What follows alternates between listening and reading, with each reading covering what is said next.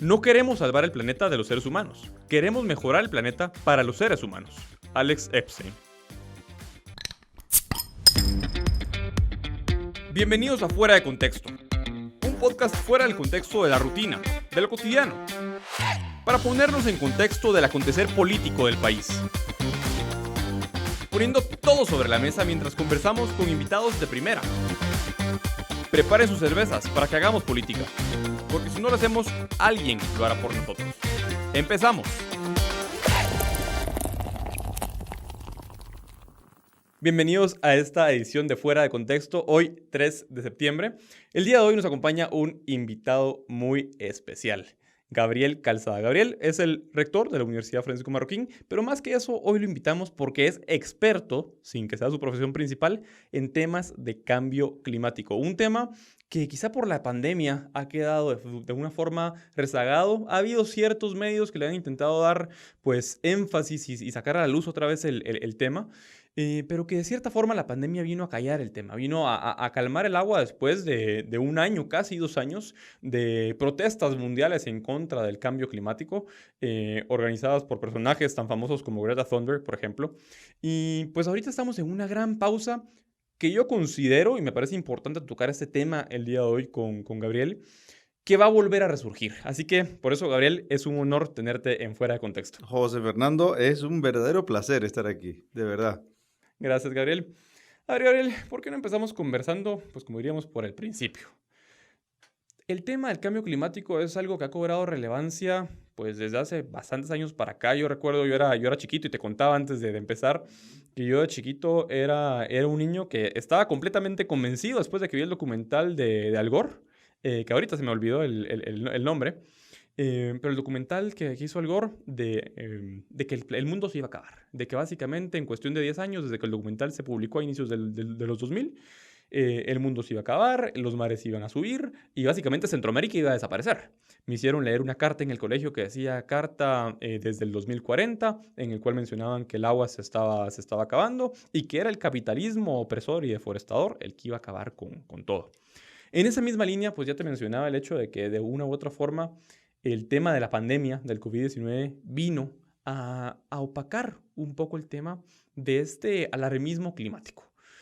Y en vez de ser un alarmismo climático, pasamos a una especie de alarmismo sanitario. Al final, la agenda de izquierda, la agenda socialista ha sido muy hábil en saber adaptarse, y no solo la agenda socialista, la agenda estatista en general ha sido muy hábil en saberse adaptar a los tiempos. Entonces, en esa línea, Gabriel, pues alrededor de este tema y de este alarmismo, ¿ves probabilidades de que resurja después de la pandemia y resurja con más fuerza? O bueno, ¿qué ves ahí? Y más allá de esa pregunta que tal vez es un poquito, pues, fácil o superficial de responder, em, ¿qué ha sido lo que se ha dicho hasta hoy? Yo sé que tenemos poco tiempo respecto del cambio climático antropogénico. ¿Somos nosotros los causantes del capitalismo, el causante de un cambio climático devastador que va a acabar con el mundo? Bueno, buenísima la pregunta, muy amplia, muy amplia. Por empezar por el final, o sea, empezando por lo último que has planteado. A ver, el ser humano provoca unos gases de efecto invernadero y contribuye en alguna medida a un calentamiento. De ahí a algo devastador, una apocalipsis y demás. Eso, hay un gran trecho entre lo uno y lo otro. Y creo que vamos a escuchar opiniones de todo tipo, pero no está fundamentado científicamente. Yo no he visto nada que fundamente científicamente todo este alarmismo acerca de un cataclisma, de un apocalipsis, como se está diciendo ahora por último. Nada que ver. Lo que comentabas antes hace un instante acerca de gente que te decían a ti o de medios, de personajes que decían que en 10 años el mundo prácticamente se iba a acabar. Eso es algo que llevamos teniendo de hace mucho, mucho tiempo. Yo recuerdo haber ido la primera vez que me invitaron a una cumbre de expertos o supuestos expertos, y uno de los supuestos expertos era yo, en la que recuerdo que decían que teníamos X años, recuerdo que en aquel momento eran 5 años, y a partir de ahí ya no era reversible y ya el desastre se nos venía encima. Recuerdo que fue en el año 2003.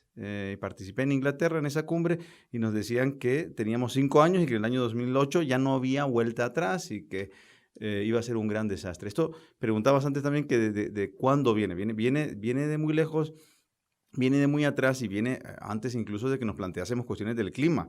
El tema de la crisis siempre ha sido utilizado por personas que quieran avanzar su agenda. Y suele ser una agenda liberticida, no importa que sea de izquierdas o de derecha. La agenda liberticida siempre ha avanzado gracias a las grandes crisis. Y creo que el tema del clima y el tema del medio ambiente en general es un tema demasiado importante para dejárselo a los alarmistas. Creo que tenemos que tratarlo de forma científica, sensata, prudente, hacer caso a la ciencia y a partir de los datos científicos analizar en un contexto sociológico, económico y político, cuáles son las medidas más adecuadas dados los problemas a los que nos enfrentamos, ¿no? Pero contestando a tus preguntas, ¿gran cataclisma a la vuelta de la esquina? No, ni mucho menos. ¿Desde cuándo existe esto? Pues desde hace mucho tiempo, desafortunadamente, y siempre la historia es que en 3, 5, 10 años el mundo se va a acabar. Gabriel, hay un tema aquí y por eso la frase del principio del programa. Muchas veces se suele plantear esta especie como de dicotomía de es el hombre contra el planeta. Y el hombre es el que está acabando con el planeta. Incluso ha habido quienes han llegado a culpar al hombre y a la civilización occidental particularmente de provocar la pandemia del COVID-19 y que por culpa de los valores de la civilización occidental que provocó el cambio climático, una especie así, algo rara de analogías, llegan a concluir que ha sido el capitalismo el causante del COVID-19 por el cambio climático. Uno lo piensa y no puede hacer mucho clic. No, es un disparate, Es un auténtico disparate. Si uno lo piensa, vamos a ver, si nos vamos a la época preindustrial, es cuando nos encontramos con que desaparecen la mayor parte de los bosques del planeta, que se están recuperando desde que tenemos capitalismo y especialmente desde que tenemos una fase tardía del capitalismo, los bosques en el mundo entero se están recuperando. Tal es el caso que a nivel mundial, no solo en los países desarrollados, sino a nivel mundial, el bosque está creciendo desde hace más de 30 años. Y depende de cómo lo queramos medir, el bosque ha crecido entre un 5 y un 15% en el mundo entero en los últimos años. Esto es una noticia que los medios de comunicación no suelen dar. Si la encontramos, si la buscamos, la encontramos incluso en los medios de comunicación, pero es algo que no lo quieren dar porque no vende. Lo que vende es la catástrofe. Lo que vende es la alarma, el fin del mundo, el cataclismo, el apocalipsis. Todo eso vende. Y además lo mueven con muchos millones de dólares detrás las personas que tienen agendas políticas. Justamente en esa línea, a lo que yo con la pregunta. A ver, cuando se habla de esos temas, se habla de que hay un consenso internacional de la ciencia gubernamental respecto del cambio climático. Incluso hay científicos independientes, por ejemplo, te pongo el ejemplo de Neil deGrasse Tyson, que es un científico al que yo sigo mucho, discípulo de Carl Sagan, que afirma de que efectivamente hay un cambio climático antropogénico causado por el hombre. Tú te has definido como un realista del cambio climático, pues tienes una gran cantidad de artículos que cualquiera puede ir a buscar y leerlo, porque muchas personas llaman a personas que piensan como tú, como nosotros, de hecho, negacionistas del cambio climático. En ese sentido, Gabriel, ¿qué evidencia hay o qué evidencia tienes de que el cambio climático no es causado por el hombre o que ese cataclismo que muchos estatistas que promueven la regulación excesiva por parte de los gobiernos para evitar ese gran cataclismo y ese fin del mundo provocado por la contaminación y la emisión de gases de efecto invernadero por parte del hombre no va a suceder? A ver, son un montón de preguntas de nuevo. Vamos a ver, vamos por parte. Cambio climático, hay cambio climático. ¿De cuánto es? Sabemos cuánto es, no hay discusión acerca de este tema. La discusión es mínima. En los últimos 100 años hemos tenido aproximadamente 0,8 grados centígrados de calentamiento. Depende de quién escuchemos, te van a decir que 0,7 grados centígrados o 0,9 grados centígrados. Últimos 100 años. Los últimos 100 años. Ese es el calentamiento que hay. Esto no hay discusión. No es si eres escéptico o eres no escéptico, si eres negacionista, si eres realista, si eres alarmista. Realmente la ciencia está bastante de acuerdo en este asunto. Yo he tenido la suerte de estar en congresos donde estaban científicos de los que algunos acusan de alarmistas y a los otros a los que acusan de escépticos, y están muy de acuerdo en datos como este y en otros muchos datos. Yo creo que es la prensa y el movimiento ecologista la que ha estado continuamente haciendo ver como que las diferencias son enormes. No son tan grandes las diferencias. Yo no digo que el ser humano no contribuya al cambio climático, a esos grados que estoy comentando ahora. Lo que digo es que el ser humano solo contribuye a una parte de ese calentamiento, a una parte. Hay quienes dicen que es que esa parte es suficiente para detonar unos feedback positivos que hagan que esto se dispare. Bueno, son teorías que hay ahí, ¿no? Y hay otros que piensan que todo lo contrario, que lo que hay en marcha son un sistema climático con feedback, con una retroalimentación negativa, le llaman, que hacen que se estabilice la temperatura de la Tierra. Lo cierto es, lo que podemos saber es lo que se puede medir hasta ahora. Lo demás son modelos, y hay modelos para todos los gustos hacia adelante. Lo que pasa es que sí tenemos un montón de buenas noticias sobre lo que ha ido ocurriendo con el clima, con la actividad humana. Tenemos un montón de buenas noticias de lo que la ciencia ha descubierto sobre esta cuestión, y lo que creo que no cabe ninguna duda es que y voy a la otra pregunta que hacía, es que es precisamente gracias al capitalismo que la gran mayor parte de los índices medioambientales, incluidos los climáticos, han mejorado.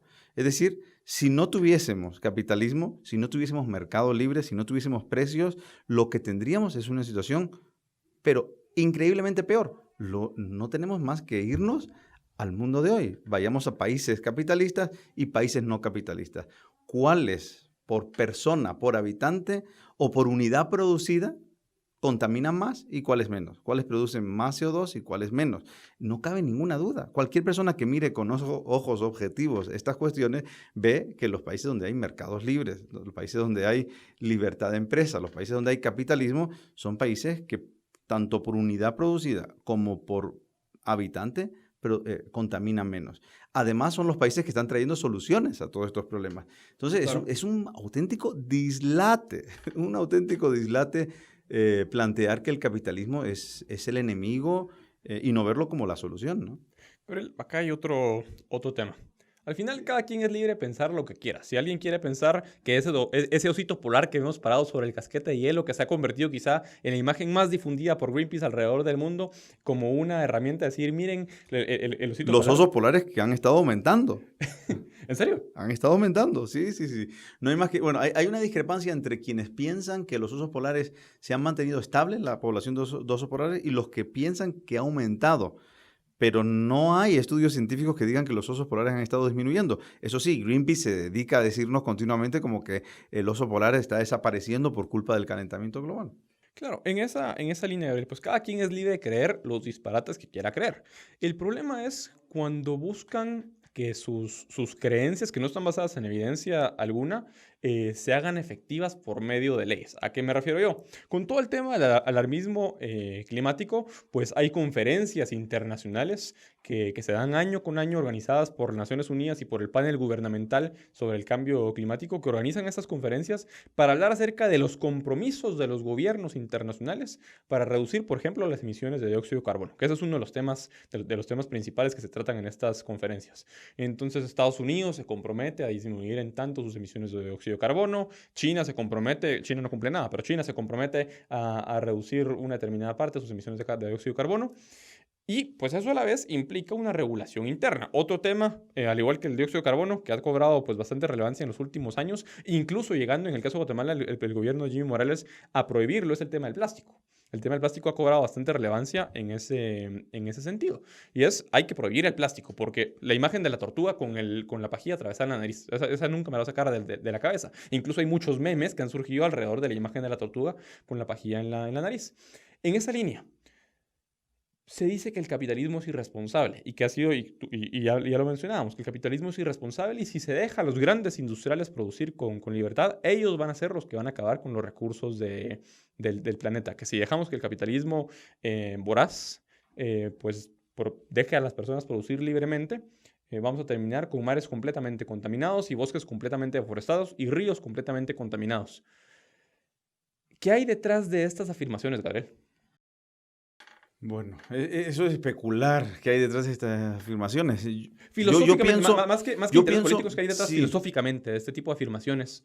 yo creo que primero que nada, lo que puede haber es un gran desconocimiento de la realidad, una falta de curiosidad por acercarse uno y ver de dónde sale la basura, de dónde sale la contaminación, de dónde sale el plástico que llega a los océanos, cuánto plástico llega a los océanos, porque la gente te habla muy alegremente, pero no te dicen que es un 0,1 aproximadamente del plástico que se produce el que llega a los océanos y que casi todo él viene de países subdesarrollados. Y que la inmensa mayor parte del plástico se recicla en los países o se trata en los países desarrollados. De nuevo, vemos que el capitalismo y el mercado y el desarrollo capitalista es el mejor aliado. Lo vemos en Guatemala, lo vemos en cualquier sitio al que queramos ir. Si vamos a las partes o los sectores de Guatemala menos desarrollados, vemos en qué consiste la actividad humana. Por ejemplo, vemos en el ámbito rural de Guatemala a la gente cargando pues con maderas al hombro, desafortunadamente, y ¿qué es lo que hacen? Pues producir energía a base de quemar madera, la forma más contaminante que puede haber de producir energía. ¿Y qué ocurre en las zonas desarrolladas de Guatemala? Que la gente dispone afortunadamente de un interruptor, de un switch, que lo utilizan para utilizar energía eléctrica que tiene una procedencia infinitamente menos contaminante que la de la persona que desgraciadamente tiene que cargar con madera y quemarla. Lo mismo nos encontramos cuando vamos al tema de los plásticos. Los plásticos, primero que nada, vinieron a solucionar problemas medioambientales gravísimos. Si nos vamos a la historia del plástico y vemos cómo surge el plástico, vemos que lo que ocurría antes del plástico, y nadie quiere tratar este tema, pero así es que matábamos unos 160,000 elefantes para utilizar el marfil para los usos que luego utilizamos para el plástico. Casi todos los usos para los que luego utilizamos el plástico a partir de la invención del celuloide a finales del siglo XIX son los usos que usábamos del marfil y principalmente del elefante. Hasta tal punto que el elefante fue a desaparecer y fue gracias al plástico que el elefante se salva. Y eso no hay más que ir a las hemerotecas y leer cómo fue la revolución del plástico la que salvó no solo a los elefantes, sino a otros muchos animales. Claro, nadie quiere tratar este asunto y cómo el plástico vino a ser un gran beneficio al medio ambiente.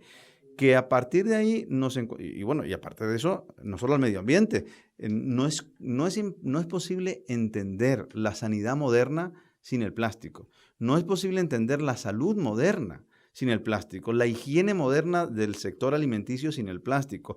No es posible entender la calidad de vida que tenemos hoy, ni siquiera la calidad ambiental que tenemos hoy sin el plástico. Es totalmente imposible. Y creo que cualquier persona que se aproxime con ojos de niño, con ojos de curioso al tema del plástico, lo va a ver enseguida.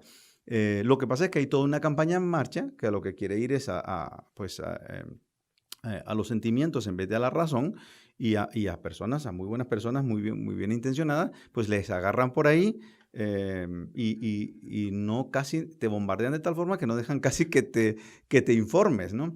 Pero creo que es muy importante informarse y darse cuenta que el plástico ha sido un gran amigo del medio ambiente, un gran amigo de la salud del ser humano, y que ¿hay problemas con el plástico? Claro que sí, con cada producto que hacemos y con los que no hacemos también hay problemas. Y lo que tenemos que tratar es de ver ese poquito que queda de plástico que nos genera algún tipo de problema medioambiental o de cualquier otro tipo de salud, pues lidiar con él, analizarlo, estudiarlo y mejorarlo. Y va a ser en el entorno de creatividad del capitalismo en el que se va a solucionar, no en otro. Gabriel, hay otro tema acá, aprovechando que hablas acerca de cómo en esas áreas menos industrializadas, en esas áreas menos pobladas, en esas áreas incluso menos educadas, donde más contaminación llega a haber. Hay un tema del que muchas veces se habla, y de hecho desde Aristóteles hablaba, y es esa tragedia de los comunes. Lo que es de todos no es de nadie, y como no es de nadie, pues yo saco provecho de lo que puedo. Yo busco optimizar esos recursos que tengo a mi libre disposición porque no tengo que serme responsable de las consecuencias de ello. Decía Juan de Mariana que el asno que no es de nadie se lo comen los lobos. En ese sentido, Gabriel, Pues, ¿qué pasa con los ríos? ¿Es esta tragedia de los comunes la que se puede asociar con el tema de la contaminación de los ríos? ¿Es esta tragedia de los comunes la que se puede asociar con, por ejemplo, con la deforestación de la biosfera maya y las áreas protegidas? Que no es casualidad que en Guatemala las áreas donde mayor deforestación hay no son áreas que son, pues, fincas privadas de reforestación en las cuales está en el interés de los particulares reforestar porque de eso viven, sino son esas áreas donde no hay derechos de propiedad asignados y que, como por ejemplo una reserva natural como la del canal de Chiquimulía, que es una reserva natural de mangle. Se está deforestando constantemente porque no es de nadie. Esto no es nuevo, ¿no? Esto es así de toda la historia de la humanidad. El bosque, por ejemplo, en España, lleva ahora aproximadamente 40 años creciendo. No para de crecer el bosque. Pero desafortunadamente no fue así antes. Durante mucho, mucho tiempo el bosque desaparecía. Durante la época romana y medieval, entre la época romana y medieval, el bosque en España prácticamente desaparece. ¿Por qué? Por lo que estás diciendo, porque no era de nadie. Y al no ser de nadie, fue desapareciendo hasta el punto que España casi se queda sin bosque. Si vemos los estudios de los grandes científicos reconocidos por todo el mundo como los expertos en bosques, vemos que en Guatemala y Centroamérica, Mesoamérica, se quedan prácticamente sin bosque durante la cúspide de la civilización maya. ¿Por qué? Por lo mismo. No porque fuesen más o menos amigos de los bosques, sino porque no había derechos de propiedad sobre los bosques y eso hacía que todo el mundo sintiera el bosque como un bien del que podían beneficiarse y todo esfuerzo por mantenerlo, conservarlo, renovarlo, es un esfuerzo perdido porque otro iba a estar aprovechándolo al mismo tiempo. Cuando no tienes derechos de propiedad, eso es lo que ocurre. Eso ocurre también, pues muchas veces con los ríos que tú has mencionado, los manglares, etcétera.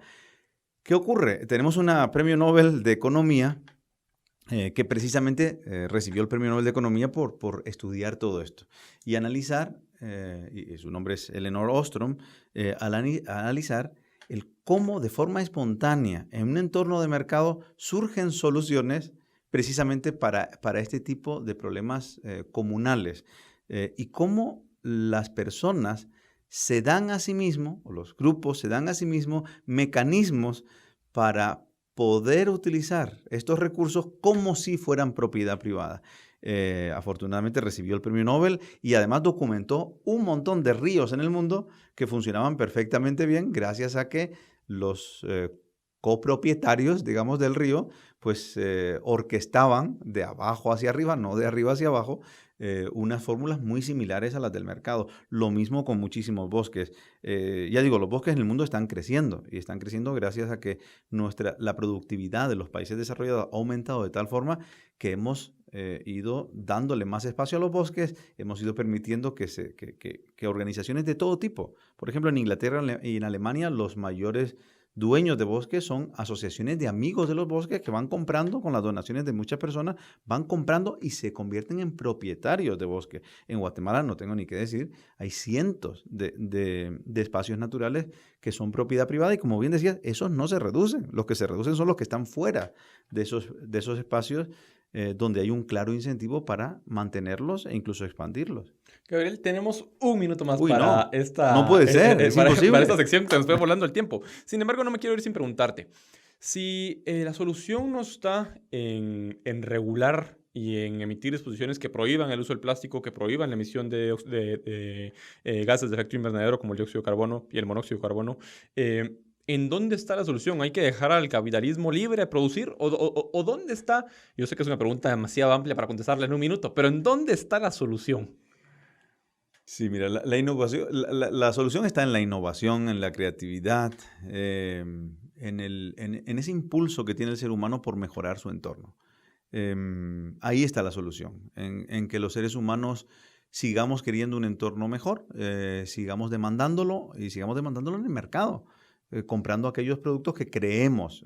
Yo lo que pasa es que creo que los productos a veces engañan y hay productos como la cerveza Corona y demás que se venden de esa forma y creo que se venden con el mensaje equivocado, antiplástico, etcétera, etcétera. Pero investiguemos, estudiemos, analicemos, leamos un poquito de cuestiones científicas y una vez hayamos aprendido, nos hayamos autoeducado, Entonces, vayamos y compremos aquello que creemos que representa nuestra visión de un entorno mejor. Y va a ser el mercado, con las señales de precios que las personas le dan, queriendo tener un medio ambiente mejor, el que va a ponerse en marcha con la mejor maquinaria, la más fuerte que ha habido nunca, como el propio Carlos Marx decía, para conseguir esos objetivos que le demandan en el mercado los consumidores. Gabriel, tenemos que usar a mi parte favorita, las preguntas fuera de contexto. Muy bien.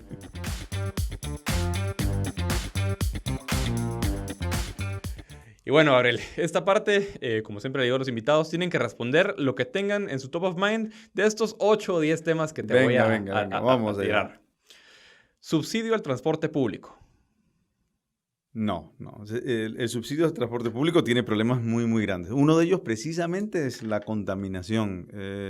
Si nos fijamos, casi todos los países donde vemos más contaminación es por culpa de subsidios al transporte público. Creo que es una malísima idea. Además, el ser humano tiene que ir descubriendo, las sociedades tienen que ir descubriendo cuál es el mejor transporte, el ideal para el lugar concreto, con las especificidades de cada localidad, y eso con subsidios lo destrozas. Deja de haber prueba y error. Gabriel está haciendo trampa, se pasó de los 5 segundos. Uy, perdona. No te entendí. Organización Mundial de la Salud. Creo que una organización que trata de imponer de arriba hacia abajo las normas que los seres humanos deberíamos ir dándonos para mejorar las cuestiones de salud pública. Apertura de centros educativos. Creo que con prudencia debe darse cuanto antes. Planes de ordenamiento territorial. Son nefastos, son culpa de que nuestras sociedades no tengan el aspecto creativo que sí tiene nuestra sociedad en alma, digamos. Vacunación obligatoria. Creo que es un gravísimo error. Creo que impide que los ciudadanos nos hagamos responsables de una cuestión que efectivamente tiene sus efectos sobre terceros, y nos volvemos personas irresponsables. Legalización de las drogas.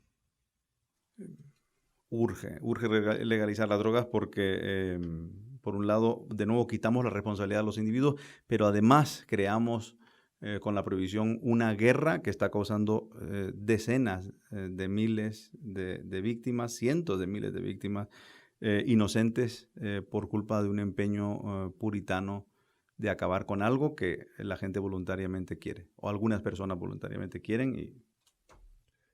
Privatización de la salud. Creo